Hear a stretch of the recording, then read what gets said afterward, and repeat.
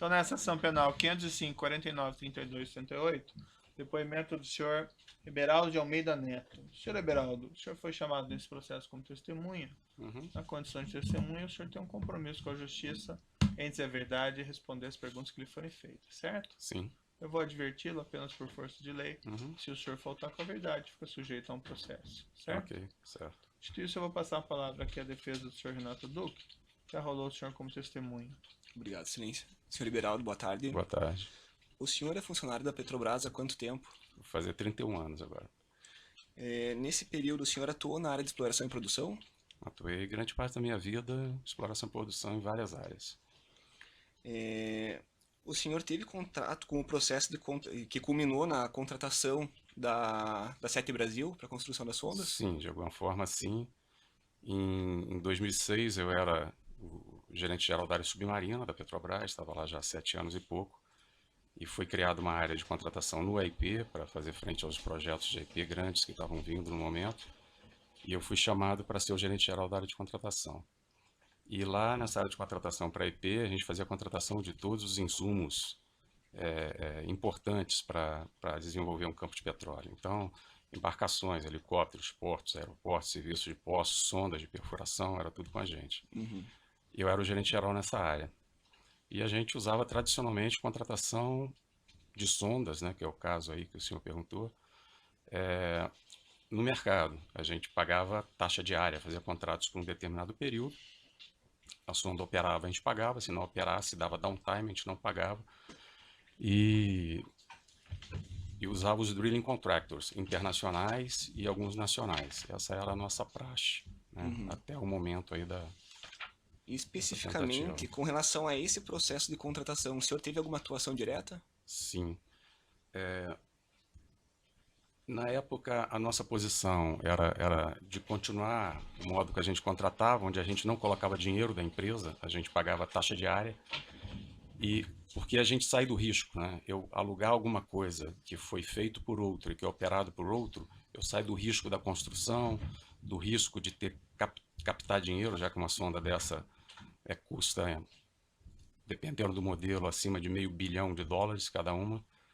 E a gente entendia, até pela sazonalidade também, preço de petróleo, as condições de mercado, a nossa linha é que a gente não deveria entrar na construção, a gente deveria deixar os drilling contractors construírem sem dinheiro Petrobras e eles zelariam pela construção das sondas, pela eficiência delas, depois receberiam para isso, né? É o que a gente chama, na nossa visão, na contratação, de alinhar incentivos, né? A empresa ganha se o outro ganhar. Quer dizer, você consegue alinhar incentivos, a coisa fica mais eficiente. A nossa linha era essa. Houve uma determinação por conta de conteúdo local, o governo já tinha determinado isso nos contratos da ANP com a Petrobras. Tinha lá exigências altas de conteúdo local, e a sonda de perfuração, na composição de um custo de um posto de petróleo, ela é um item bastante significativo, né? E aí veio com uma ideia, primeiro, de se estruturar um financiamento para que os drilling contractors construíssem sondas no Brasil, que a gente achava que era difícil, porque não existiam estaleiros com essa capacidade. A gente falava sempre da questão do know-how, e você tem alguns estaleiros na Ásia que têm esse know-how, já fazem isso há dezenas de anos, né? Com uma eficiência, conseguem planejar direitinho e cumprir os prazos, isso é muito importante. Mas, de certa maneira, a coisa foi sendo colocada e a SET deixou de ser um instrumento para viabilização dos financiamentos, quer dizer, que seria um captador de recursos nas várias frentes, incentivar em fundos e coisas do tipo, e aí entrou como sendo uma operadora.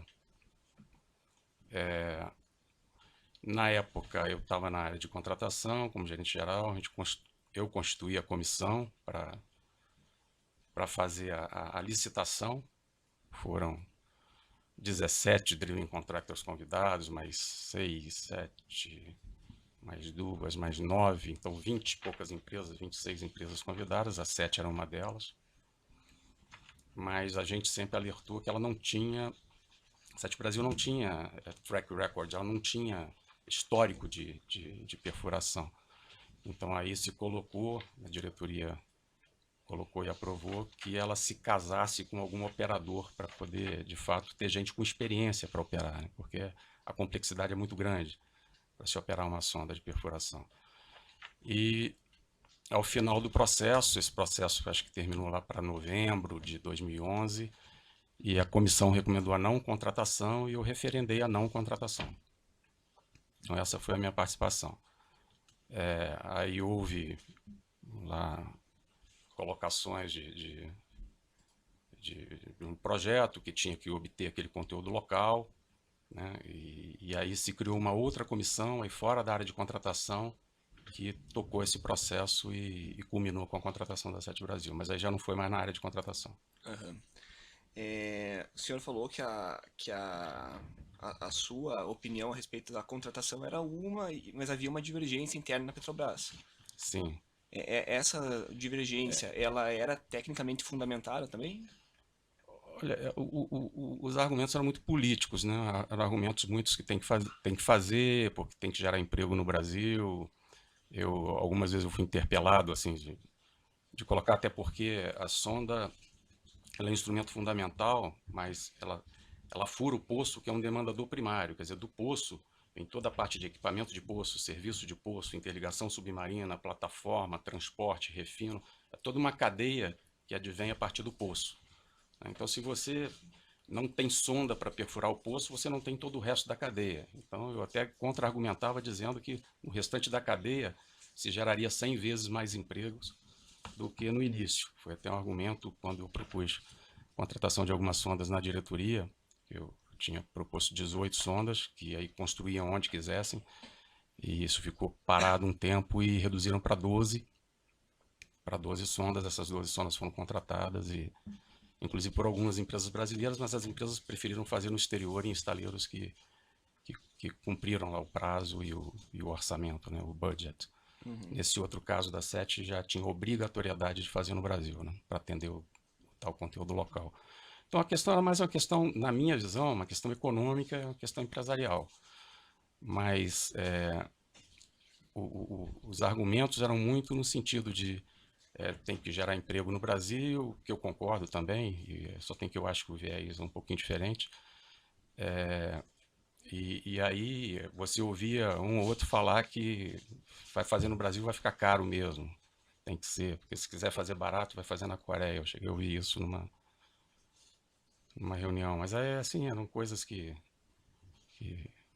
eram opiniões um pouquinho distintas, né? Que é natural em qualquer processo decisório. Alguma vez o senhor tomou conhecimento de alguma atitude do então diretor Renato Duque para de alguma maneira beneficiar alguma empresa ao longo desse período de... Não, pessoalmente não. Pessoalmente nunca. Posteriormente, o senhor integrou o Conselho de Administração da Sete Brasil? Sim, eu fui indicado para ser conselheiro da Sete Brasil pela área financeira. Isso foi a Petrobras tem ações da Sete Brasil, né? E como eu lidava com esse mercado e a gente fazia as estratégias de contratação, aí eu fui indicado pela área financeira, então foi um documento do Pedro Bonésio e foi pautado pelo diretor Almir. Eu nem estava ciente, eu fui consultado antes se eu aceitaria. Eu falei que eu sempre fiz o que a Petrobras me mandou fazer, eu nunca escolhi cargo na Petrobras. E aí eu fui nomeado e participei de uma reunião, depois eu pedi afastamento e pedi exoneração. Nesse período que o senhor esteve lá, houve alguma interferência do diretor Renato Duque do então diretor Renato Duque para escolher algum gerente da Sete Brasil? Não, eu participei de uma reunião, que foi a primeira reunião do Conselho da Sete Brasil, que acho que foi em 30 de maio de 2011, por aí. E logo em junho eu pedi minha saída. Porque a SET, como eu disse, ela mudou um pouco de papel. Ela estava como uma entidade para estruturar financiamento, já que o investimento era muito grande, então lidando com BNDES, com fundos, com bancos, fundos de pensão, várias coisas. E depois ela entrou como operadora. E eu, como era o gerente geral da área de contratação, e a SET sendo um player, aí tem um conflito de interesse, claro. Eu pedi meu deslogamento, o afastamento, e depois eu pedi o desligamento definitivo. Então eu só participei dessa reunião, que foi uma reunião de posse, né? Então não teve nenhuma discussão relevante ali. o diretor de serviço, ele influenciava nas contratações do IP? Ele estava dentro da alçada dele ou... Esse caso de contratação de sonda, a diretoria toda. Então, eu diria que a atuação do presidente foi muito grande, do Duque foi muito grande, até porque o Duque ele é egresso da área de perfuração, então ele é a pessoa que tem um conhecimento grande de sondas. Então, pelo próprio conhecimento dele, ele se impunha na diretoria.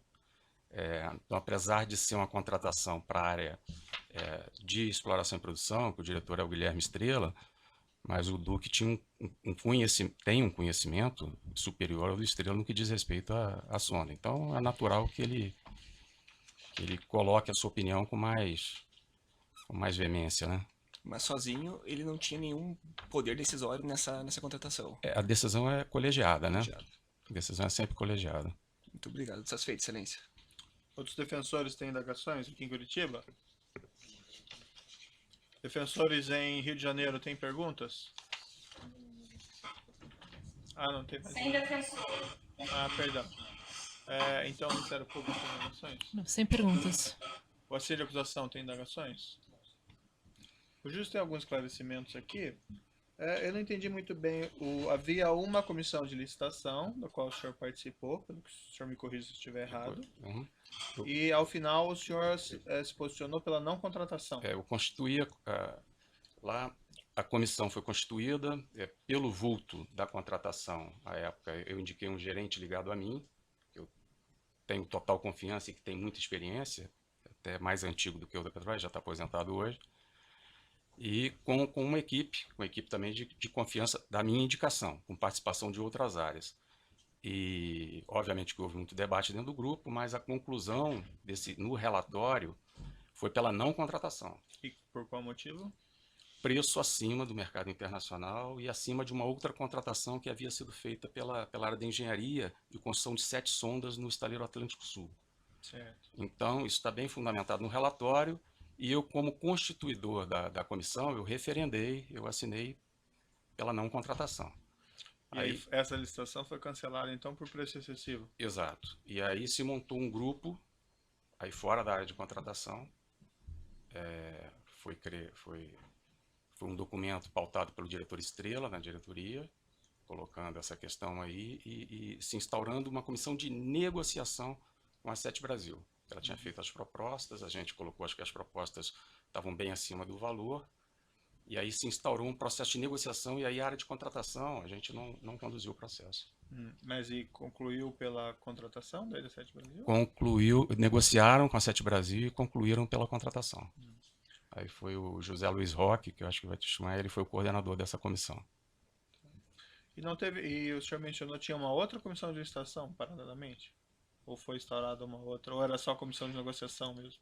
Houve algumas. Porque, como a gente tinha a posição dentro do AIP que o melhor era não colocar dinheiro da Petrobras, não entrar, né? E porque os drilling contractors colocariam dinheiro a seu risco, né? Custo, e obviamente que eles vão zelar por aquele investimento melhor e zelar pela qualidade dos equipamentos, das sondas. Então, no início, houve uma contratação que fizeram os dois lados. Então, vocês vão ao mercado, o AIP vai ao mercado para conseguir taxa de área, e a engenharia vai para construir as sondas e colocando dinheiro e tal, estruturando a Sete Brasil. Mas só tem que os drilling contractors, como tinha que ser estaleiros no Brasil, eles não conseguiram propostas dos estaleiros. As propostas, eles acabaram desistindo e essa licitação acabou morrendo por inanição. E os preços que foram contratados às sondas da Sete Brasil foram maiores ou menores do que aquele preço da licitação que foi cancelada por excessiva? Foram menores. Houve uma negociação para redução e, às vezes, com alteração de uma ou outra condição, de reajustamento ou coisa do tipo. Mas foram menores. O relatório também ele é bem detalhado. Essa licitação que o senhor está dizendo é aquela que a Sete Brasil se associou com o Jurong, Capelfels, Paraguaçu, Ingevix. Essa foi uma negociação direta com a Sete Brasil, e tinha a Ocean Rig, que a Ocean Rig tinha feito proposta por 5 sondas, o pessoal também discutiu lá, e a Sete acabou também fazendo um acordo com a Ocean Rig, e aí culminou na contratação dessas sondas, que aí tem a participação dos estaleiros, são os 4 estaleiros aí, cada estado, né?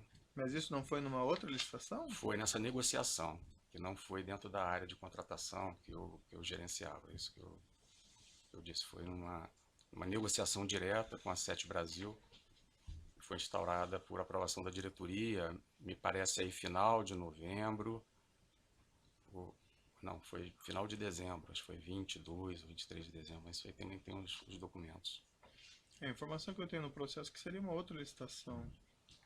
Na verdade foi uma Cancelada negociação. a licitação anterior e aberto novo certame, foi incluída a Sete Brasil. Foram convidados novamente as empresas que haviam participado do certame anterior. Sim, então essa foi a que de fato eu assinei depois pela não contratação. Depois houve uma posterior que foi a de fato deu origem aos contratos, que foi uma negociação com a Sete Brasil. Não foi posterior a essa. E a Sete Brasil estava na primeira licitação? A Sete Brasil. Naquela licitação que a gente fez por taxa diária, ela não estava. Não tá. Né? Então ela não estava. E aí os drilling contractors não obtiveram propostas dos estaleiros. Alguns Sim. estaleiros virtuais, inclusive, que não estavam nem construídos ainda. Sim. Né? Eles falavam que o pessoal está comprometido e com o futuro, talvez construir para a Sete Brasil, era mais ou menos o que a gente ouvia. Mas aí, de fato, a gente viu, as propostas não vieram e a licitação foi cancelada. Aí se instaurou essa outra que eu falei que deu preço excessivo. Aí a Sete Brasil participou. Deu preço excessivo. E depois Mas nessa segunda só teve a Sete Brasil e o Sanrig que apresentaram a proposta? Só as duas apresentaram propostas. Porque a Sete Brasil e algumas construtoras que estavam convidadas, que não tinham experiência em operação de sonda, elas teriam que se casar com um operador que detivesse experiência. Né? Então, mas a orientação da Petrobras era para a Sete Brasil se associar com todos esses estaleiros? Não. Com o Jurong, com na verdade, o Fels, com o Paraguaçu? Na verdade, o que tinha na licitação é que a Sete Brasil, como ela não tinha experiência, para ela entrar, ela teria que trazer um operador com experiência, porque o risco é muito grande operar uma sonda dessa. É um equipamento caro, complexo e muitas pessoas a bordo, então... Mas no final ela acabou trazendo vários operadores. Trouxe vários operadores. Isso não acabava excluindo o caráter competitivo da licitação, porque esses operadores poderiam concorrer por conta? Pois é, de certa forma, aí a questão também do investimento, né? Esses operadores teriam acesso a um crédito para a construção de uma sonda, eles teriam condições de fazer isso, eles não estariam alavancados demais, aí entra uma série de outras questões que as empresas têm que responder, né? E a SET, a princípio, ela estava aportando bastante recurso para essa construção. De BNDES, de fundos de pensão, de bancos. A Petrobras chegou a dar alguma orientação expressa para a Sete Brasil? Procure esses estaleiros? Não, a gente tem uma lista de operadores tradicionais no mercado. Essa lista a gente disponibilizou. Tem um e-mail do senhor Rogério Araújo, lá da Odebrecht, em que ele relatando uma conversa que ele teria tido com o diretor Duque. Está na folha 88 dos autos. Há uma referência aqui. Permanece a estratégia da Petrobras, é um e-mail de 4 de abril de 2011. Permanece a estratégia da Petrobras orientar 7 para negociar as 21 sondas com a GA, J, KF e EEP, que são exatamente esses siglas desses estaleiros aí. Capelfel, Jurong. O senhor tinha conhecimento que tinha alguma orientação assim específica? Não, isso não era da nossa área. O senhor mencionou, havia uma divergência, não ficou claro para mim, essa divergência entre a exploração e produção e a diretoria de serviços, qual que era? Não, que tinha que tradicionalmente a gente, a contratação de sondas, a gente fazia por afretamento e prestação de serviços, né? Então a gente procurava sondas existentes no mercado, e essas sondas vinham, prestavam serviço. Se ela operou, ela ganha a taxa diária. Se ela não operou, a gente chama de downtime, a gente não paga. Ou seja, então, para um drilling contractor, um dono de uma sonda, ele ser viável, ele tem que ter um projeto muito bom e uma operação muito boa. O que alinha com o nosso interesse, que a gente quer uma sonda que de fato opere, né? Então a gente sempre achou a melhor opção isso, não só para a sonda, como para outros equipamentos críticos. Tem equipamentos que a gente não tem demanda de 100% e a gente faz isso, e o mundo todo faz isso também. E mesmo quando o mercado estava muito demandado e não tinham sondas no mercado, que era esse período, eu lembro que em 2008, quando eu fiz a apresentação na diretoria para a contratação, era a contratação com construção, porque houve uma inflação de demanda, as taxas estavam altíssimas. Então a gente estava com sondas pagando 620 mil dólares dia, 680 mil dólares dia. E com essa contratação que a gente fez para construir, a gente tira desse mindset de procura e oferta, de disponibilidade, parte para quanto custa construir, qual vai ser a minha remuneração ao longo da operação. E a gente conseguiu contratar na faixa de 360 a 400 e poucos mil dólares. A gente conseguiu, por dia. A gente conseguiu baixar bastante. E aí a apresentação que eu fiz na diretoria foi para 18 sondas, porque a gente tinha essa demanda, o pré-sal tinha uma demanda bem maior. Mas para construção e afretamento?